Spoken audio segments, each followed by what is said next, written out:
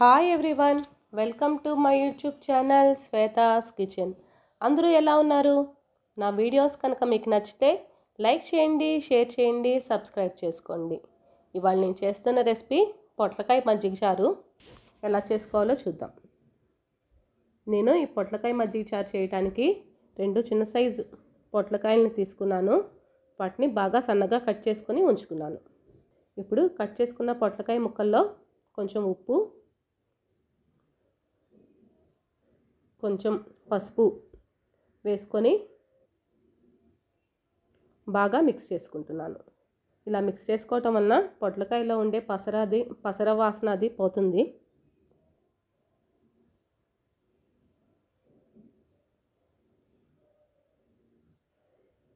వీటిని ఒక 2-3 నిమిషాలు ఇలా బాగా మిక్స్ చేసుకోవాలి. వాటర్తో బాగా వాష్ చేసుకొని రెడీగా పక్కన పెట్టుకోవాలి.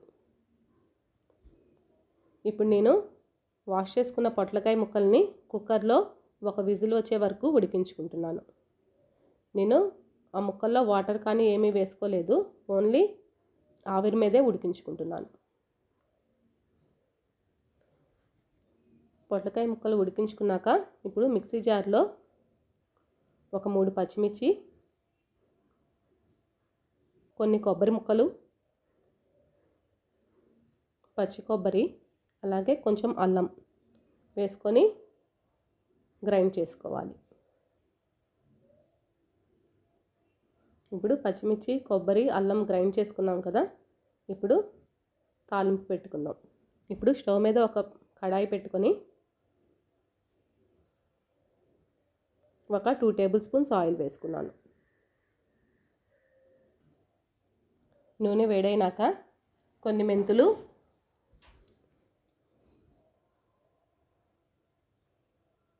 జీలకర్ర,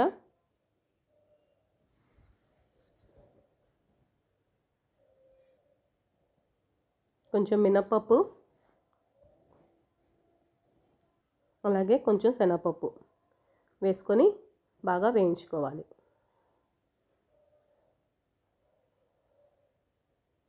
అలాగే కొంచెం ఇంగువ కూడా వేసుకున్నాను. ఇంగువ ఇష్టం లేని వాళ్ళు వెల్లుల్లి వేసుకోండి, కానీ ఇంగువ వేసుకుంటేనే బాగుంటుంది. తాలింపు బాగా వేగినాక ఒక 2-3 ఎండుమిర్చి కూడా వేసుకొని బాగా వేయించుకోవాలి.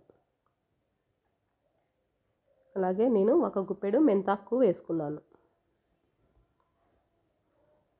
వేసుకొని నూనెలో బాగా మగ్గనివ్వాలి.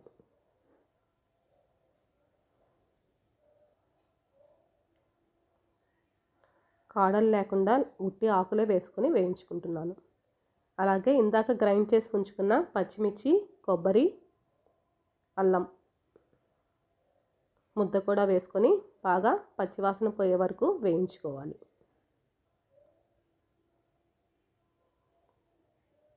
ఇంకా దీంట్లో మనం కారం వేసుకోము. ఒక 5 నిమిషాలు లో ఫ్లేమ్లో వేయించుకోవాలి. కొంచెం పసుపు,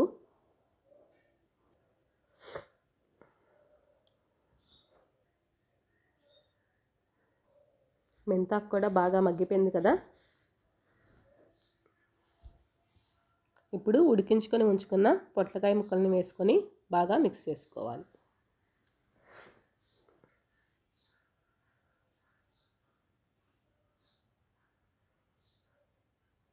బాగా మిక్స్ చేసుకొని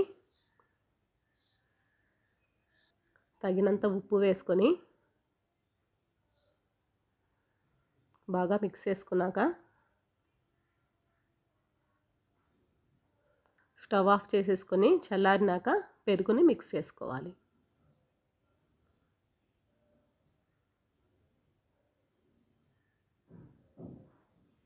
నాకైతే బాగా చల్లారిపోయింది.